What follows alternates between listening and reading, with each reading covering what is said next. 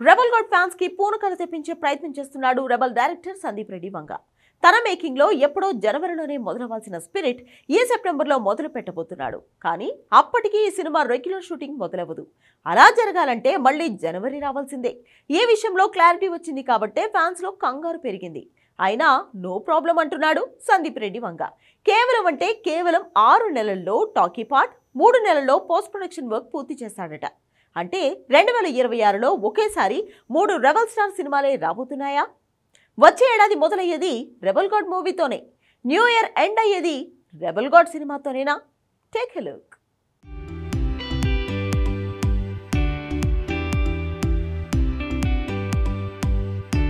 Rebel god వచ్చే ఏడాది 1 కాదు 2 కాదు 3 సినిమా షాకులు ఇవ్వబోతున్నాడు. అంతా కలిసి వస్తే 7 అడుగులు నడిచి ఓ ఇంటివాడు కూడా అయ్యేలా ఉన్నాడు. ప్రెజెంట్ తనకు పెళ్లి గడియలు దగ్గర పడ్డాయనే మాట ఫిలిం నగర్ సర్కిల్లో వినిపిస్తోంది. అదే నిజమైతే రెబల్ స్టార్ ఫ్యాన్స్కి పెద్ద పండగ వచ్చినట్టే. ఇక అసలు మ్యాటర్ ఏంటంటే, ది రాజాసాబ్ ఎన్నిసార్లు వాయిదా పడ్డా, తన స్పిరిట్ షూటింగ్ మొదలవటమే లేట్ అయినా 2026 మాత్రం బాక్సాఫీస్ బద్దలు కాబోతోంది. ఒకసారి కాదు 3 సార్లు వచ్చే ఏడాదిని రెబల్ గాడే ఏలే అవకాశం కనిపిస్తోంది. ఆల్మోస్ట్ క్రిస్మస్ నుంచి సంక్రాంతికే ది రాజాసాబ్ వాయిదా కన్ఫర్మ్ అయింది. అంటే 2026ని మొదలుపెట్టేది ది రాజాసాబే అన్న మ్యాటర్లో ఎలాంటి డౌటు లేదు. అయితే 2026ని సక్సెస్ఫుల్గా ఎండ్ చేసేది కూడా రెబల్ స్టారే అని కన్ఫర్మ్ చేస్తున్నాడు సందీప్ రెడ్డి వంగ.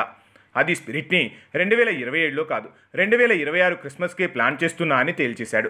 సెప్టెంబర్లో లాంచ్ అయ్యే స్పిరిట్ మూవీ రెగ్యులర్ షూటింగ్ మాత్రం జనవరిలో మొదలవుతుంది. కానీ 6 నెలల్లో టాకీ పార్ట్ పూర్తి చేసి 3 నెలల్లో పోస్ట్ ప్రొడక్షన్ పూర్తయ్యేలా ప్లాన్ చేశాడట.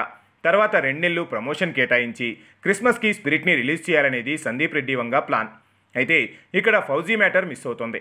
ఏప్రిల్ 3కి ఈ మూవీని రిలీజ్ చేయబోతున్నట్టు హనీ రాఘోపూడి టీం తేల్చింది. అంటే జనవరిలో ది రాజాసాబ్, ఏప్రిల్లో ఫౌజీ, డిసెంబర్లో స్పిరిట్ మూవీలతో వచ్చే ఏడాది 3 సునామీలు క్రియేట్ చేయబోతున్నాడు. దీనికి తోడు వచ్చే ఏడాదే ప్రభాస్ ఓ ఇంటివాడయ్యే సూచనలు కనిపిస్తున్నాయి. అంటే 2026 రెబల్ గాడ్ ప్రభాస్ నామ సంవత్సరంగా మారటం ఖాయంగా మారింది.